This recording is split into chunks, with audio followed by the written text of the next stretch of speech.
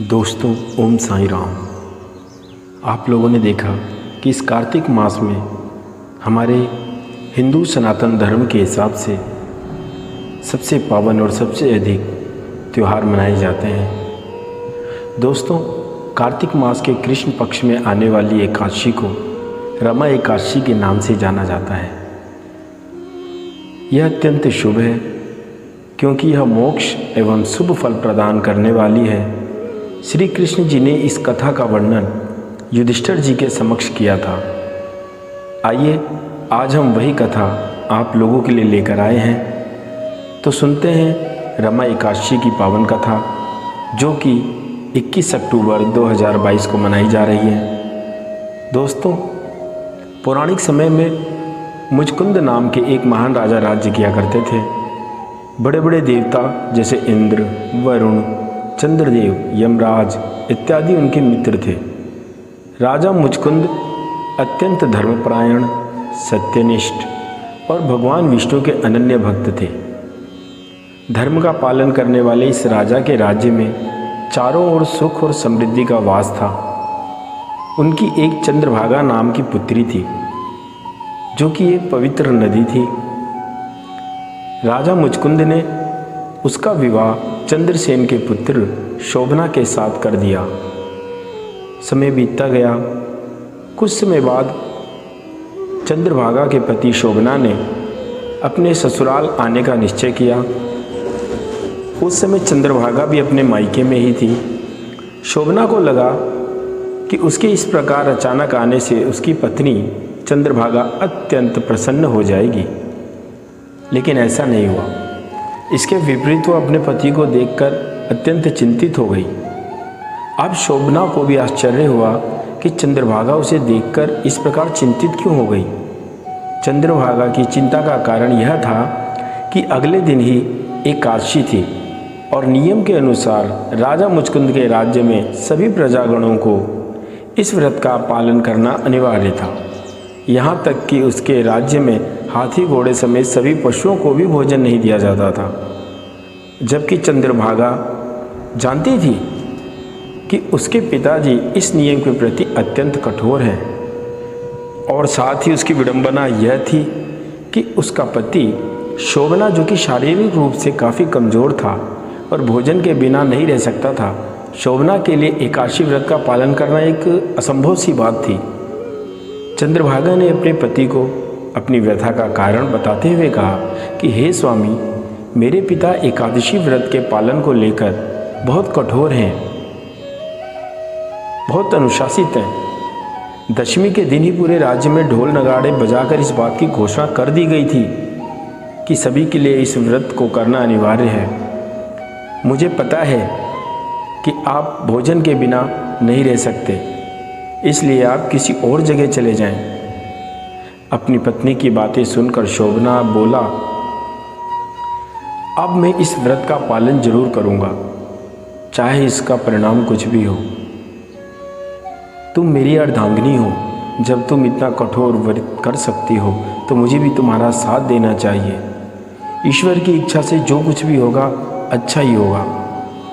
और इस प्रकार शोभना ने अपने मन में एकादशी व्रत को करने का प्रण ले लिया, और एकादशी के दिन का व्रत जब आया अगले दिन,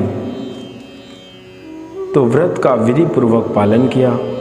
दिन ढलने तक अत्यंत दुर्बल होने के कारण शोभना का स्वास्थ्य बिगड़ने लगा, और रात्रि समाप्त होने से पहले ही शोभना ने अपने प्राण त्याग दिए। सारी राजा प्रजा को बहुत दुख हुआ। जब राजा मुचकुंद को इस बात का पता चला तो उन्होंने यथाविधि शोभना का अंतिम संस्कार कर दिया। इस प्रकार अपने पति के देहांत के पश्चात चंद्रभागा अपने पिता के महल में ही रहने लगी। क्योंकि शोभना की मृत्यु एकादशी व्रत का पालन करते हुए हुई थी, इसलिए उससे प्राप्त पुण्य फल स्वरूप वह अगले जन्म में मंदराचल पर्वत की चोटी के राज्य का शासक बना। यह कोई सामान्य नगर नहीं था, वह देवनगरी के समान था। उसकी दीवारों पर रत्न जड़े हुए थे। राजा शोभना रत्न जड़ित सिंहासन पर विराजमान होकर इंद्रदेव के ही समान प्रतीत होते थे। लेकिन कथा यहीं समाप्त नहीं हो जाती दोस्तों। राजा शोभना को राजपाट तो मिला, लेकिन वह अस्थाई नहीं था। चलिए जानते हैं कि किस प्रकार राजा का राजपाट अस्थाई हुआ। दोस्तों, कुछ समय बाद एक बार राजा शोभना के राज्य में एक सोम शर्मा नामक ब्राह्मण आया और राजा को देखकर वह आश्चर्यचकित हो गया। उसके चकित होने का कारण यह था कि वह राजा मुचकुंद के राज्य से आ रहा था और वह शोभना को पहचान गया था। राजा शोभना ने भी उसका आदर सत्कार किया। इसके पश्चात ब्राह्मण ने जब शोभना को उसके पूर्व जन्म के बारे में बताया तो उन्होंने अपनी पत्नी चंद्रभागा के बारे में पूछा। सोम शर्मा ने उत्तर दिया कि हे राजन, वहाँ सब कुशल मंगल है, लेकिन आपको इस राज्य की प्राप्ति किस प्रकार हुई? इसके बाद राजा शोभना ने उस ब्राह्मण को बताया कि मुझे इसकी प्राप्ति एकादशी व्रत के फल स्वरूप हुई है, लेकिन मैंने यह व्रत बिना किसी श्रद्धा के किया था, इसलिए मेरा यह जो राज्य है यह अस्थाई नहीं है। यदि आप मुचकुंद और चंद्रभागा से सब वृत्तांत कहें तो यह स्थिर हो सकता है। ऐसा सुनकर उस श्रेष्ठ ब्राह्मण ने अपने नगर लौटकर चंद्रभागा और राजा मुचकुंद को सारा वृत्तांत बताया।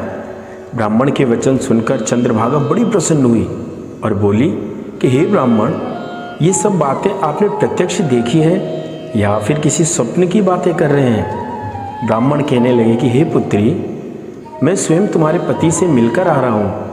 उनका नगर देवताओं के नगर से भी अधिक सुंदर है। चंद्रभागा ने अपने पिता से आशीर्वाद लिया और ब्राह्मण के साथ अपने पति के नगर को अस्थायी करने का उपाय खोजते हुए वह सुंदर नगर की ओर निकल पड़ी।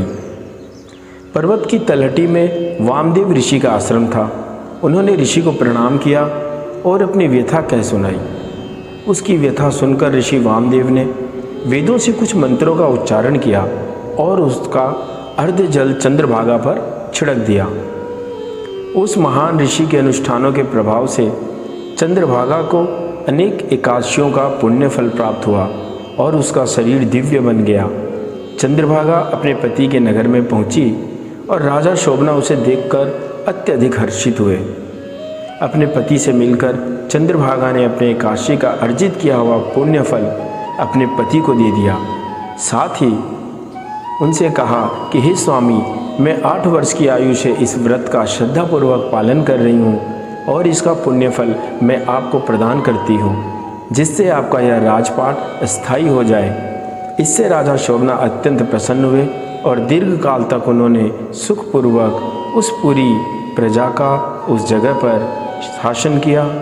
दोस्तों, यह थी एक ऐसी पौराणिक कथा जिसने रमा एकादशी के व्रत को अमर कर दिया।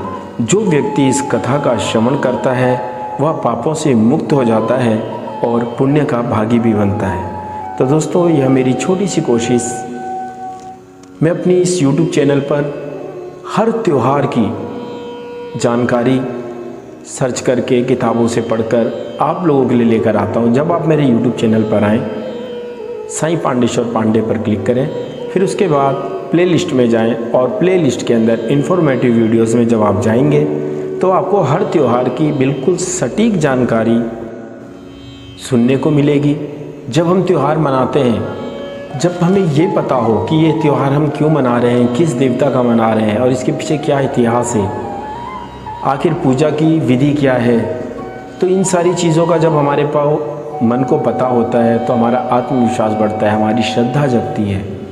और हमारे मन में जब श्रद्धा उत्पन्न हो जाती है तो उस श्रद्धा से उत्पन्न होने वाला जो हमारा भाव होता है, जो हमारे रोम रोम से निकलता है, उसी भाव का परमात्मा भूखा होता है। यदि आपके मन में विश्वास पूर्णतः समाहित हो चुका है तो फिर परमात्मा का आशीर्वाद और प्यार हमेशा आपको मिलता रहता है। दोस्तों, मैं इसी तरह की अपनी कोशिशों के द्वारा आप लोगों के लिए जानकारियाँ लेकर आता हूँ। अगर मेरी जानकारी से आप लोगों को थोड़ी सी भी हेल्प हो सकती है तो आप मेरे चैनल को सब्सक्राइब करें, वीडियो को लाइक और शेयर ज़रूर करें, ताकि मैं मोटिवेट होकर आप लोगों के प्यार और आशीर्वाद के साथ और ज़्यादा समय आप लोगों को दे सकूं। आपका दोस्त पांडेश्वर पांडे अंत में एक बार दोबारा स्वागत करता हूं आप सभी का अपने YouTube चैनल पर। और अंत तक आप लोगों ने इस वीडियो को देखा, सुना। भगवान श्री कृष्ण विष्णु जी की कृपा आप सब पर बनी रहे। आने वाला यह कल रमा एकादशी का व्रत आप सब लोगों के जीवन में मोक्षदायी हो, ऐसी कामना करता हूँ। ओम साईं राम। और जाने से पहले आपको बता दूं कि कल हम जो वीडियो अपलोड करेंगे उसमें धनतेरस की पूरी जानकारी रहेगी, तो आप वीडियो को मिस ना करें और इंतज़ार करें। जल्द मिलते हैं कल एक और वीडियो के साथ, धनतेरस की पावन कथा के साथ।